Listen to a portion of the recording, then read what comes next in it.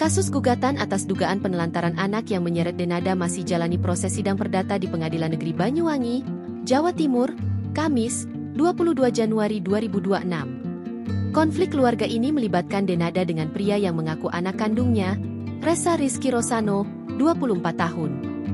Namun dalam sidang ini, Denada kembali mangkir. Ia hanya diwakili tim kuasa hukumnya yang baru diganti. Sementara Ressa hadir didampingi tim pengacaranya.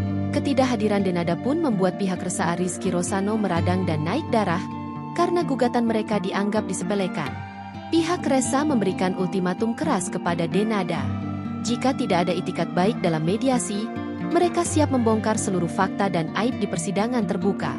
Ronald menyayangkan sikap Denada yang dinilai tidak memanfaatkan forum mediasi yang bersifat tertutup untuk menyelesaikan masalah secara kekeluargaan.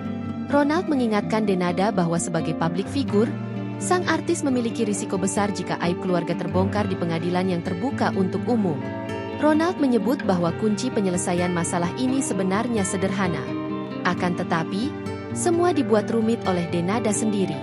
Pihak Ressa menegaskan bahwa mereka siap bertarung di meja hijau dan membuktikan segala dalil, termasuk soal sengketa mobil dan dugaan penelantaran anak diduga dilakukan Denada. Kalau siap dengan risikonya ya monggo ayo. Saya juga siap dengan risikonya kok. Kalau saya mau ada laporan polisi, entah pencemaran nama baik, saya siap, ujar Ronald Armada. Kami membuka ini agar mendapatkan social justice. Biar masyarakat yang menilai siapa yang benar, tambahnya. Ronald menceritakan alasan dirinya mendampingi Ressa untuk menggugat Denada ke pengadilan, karena adik Denada yang membuat ulah lebih dulu. Ronald menceritakan kalau Ressa hidup dengan Dino Rosano dan istri yang dianggap sebagai ayah dan ibunya, padahal mereka adalah paman dan tante dari Ressa. Ronald menegaskan bahwa ada rasa sakit hati mendalam yang dirasakan oleh keluarganya. Pemicunya adalah insiden yang terjadi di Banyuwangi, Jawa Timur, di mana ibunda Ressa, mertua Ronald, tiba-tiba didatangi polisi atas laporan dari pihak keluarga Denada.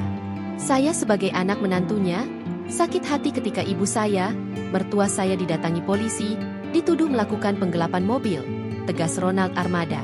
Ronald menceritakan kronologi kejadian yang membuat ibunya sampai jatuh sakit. Saat itu, ia sedang berada di Surabaya ketika menerima telepon dari mertuanya yang menangis sesenggukan. Setelah ditelusuri, laporan tersebut ternyata dilayangkan oleh Muhammad, adik laki-laki Denada.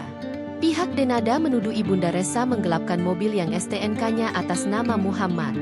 Padahal, menurut Ronald, mobil tersebut sehari-hari digunakan dan dicicil oleh Ressa. Meski laporan polisi, LP, tersebut akhirnya tidak berlanjut karena diselesaikan secara kekeluargaan berkat hubungan baik Ronald dengan pihak kepolisian setempat, luka hati keluarga Ressa sudah terlanjur menganga. Download Tribun X sekarang. Menghadirkan lokal menjadi Indonesia.